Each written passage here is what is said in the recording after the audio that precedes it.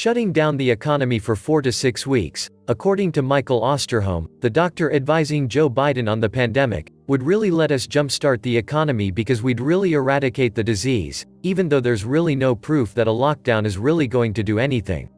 But what this doctor is proposing is that, well, it's not really going to hurt the economy, because according to this guy, I guess he's not just a pandemic advisor, I guess he's an economic advisor too, but what he's saying is, we'll just have a federal government pay everybody. Michael Osterholm is one of the doctors advising Joe Biden on the pandemic. He has said the US needs to impose a complete lockdown for 4 to 6 weeks. Osterholm claims this won't be a problem because the US government can just pay everybody.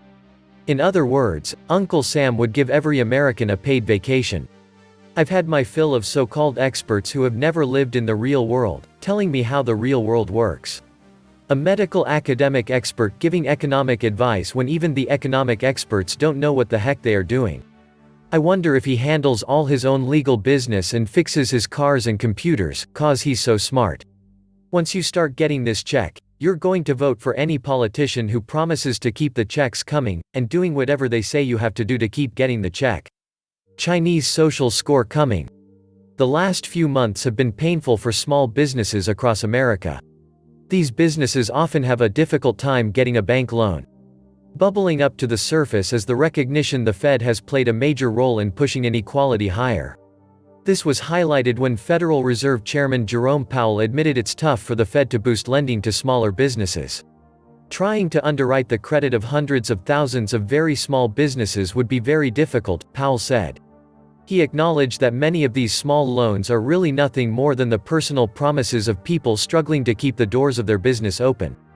As the financial pain from the pandemic and government restrictions placed on businesses continue, much of the money thrown out to ease our pain has rapidly flowed into the hands of Wall Street and big business. The reality that most small businesses close in failure underlines the risk involved in loaning money to such concerns.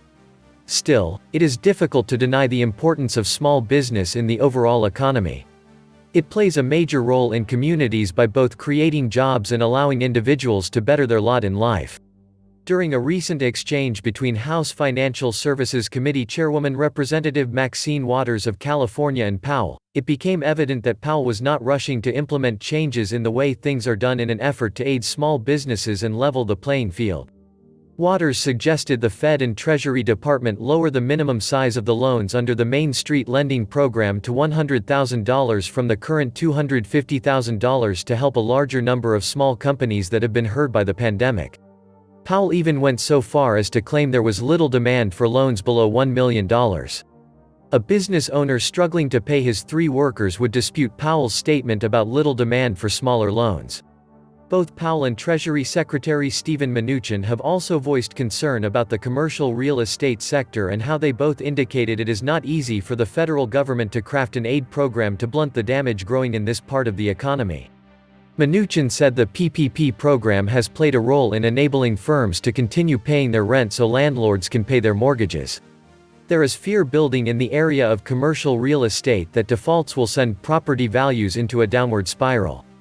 Sadly, the same policies that dump huge money into larger businesses because it is an easier and faster way to bolster the economy give these concerns a huge advantage over their smaller competitors. A big problem is that this often is enough to put smaller companies out of business. The damage this is doing to society is something that will be difficult to remedy. Once businesses close, a series of negative events generally unfold, such as buildings going empty and debts not being paid. This tends to impact the economy and communities for years. On Thursday, Powell and Mnuchin appeared before the Senate Banking Committee and answered even more questions about the hardship the pandemic has brought upon the economy. While they see significant support for legislation that supports jobs and extending the PPP, they recognized the gap between the House and Senate negotiations. Still, they gave little doubt more money and fiscal support will be needed, and they are ready to act. This includes looking at ways to expand the Main Street lending facility and make the programs more flexible. This means we will probably see more money flowing into a forgivable loan or grant programs. Both indicated the need to get more PPP money to businesses with decreased revenue, saying it would be very important in the effort to save jobs. The recession this year due to the pandemic-related shutdowns is bizarre in nature due to the extreme intervention of central banks and governments. We have seen many small businesses devastated at the same time personal incomes have soared. Usually, a recession is marked by a fall in incomes or consumers being tapped out and unable to spend. The massive fiscal stimulus that has been unleashed by the US government has led to the biggest surge in personal income in history. In fact, government transfer payments have soared to where they constitute an unheard of 30% of all personal income. To put this into context, the transfer of payments has been rising for decades, but the pandemic crisis has allowed it to explode. During the 50s and 60s, it was around 7%. For a short period in the mid-70s and following the 2008 financial crisis, it hit the high teens. This is far above any intervention we have experienced in the past. This is why in this bizarre economy nobody should consider the GDP as an indicator of our economic health. In short, the Fed has been subsidizing the 1% at a heightened pace for the past decade, and this has both spurred inequality and given big business a huge advantage in the ability to fund its needs. It also means the government has been funding the lives of every American to a greater extent. From the talk now being bantered around, it sounds like all these people are talking about again releasing trillions of dollars into the economy. We should all be aware that the longer this goes on, the more power is shifted away from the people and the small businesses that line Main Street. A final thought: it is all very difficult to square this with what Richmond Fed President Tom Barkin said on Thursday. The US recession was severe but also short and is now over. Ironically, this is also the same day that St. Louis Fed President James Bullard claimed the economy could fully recover on some metrics by the end of this year. In my opinion, more important than squaring such talk is the fact small business has taken the brunt of pain dished out while Wall Street and big business have eaten their lunch. They will bring about the Great Reset. They will achieve equality by reducing the wealth and employment of the middle class, while the super rich will become the overlords of this new normal. They are deliberately destroying the economy to create economic chaos, for they believe they can rebuild it green and end the disparity of income, which is Communism 3.0. There have been leaked letters many say are fake, but they have said exactly this, just with more detail. There is a great risk that they will seize all assets and you will own nothing, precisely as Klaus Schwab has been telling these leaders when they come to his World Economic Forum at Davos. Schwab and Thomas Piketty are out to conquer the world and force Marxism once again by sheer authoritarianism and tyranny.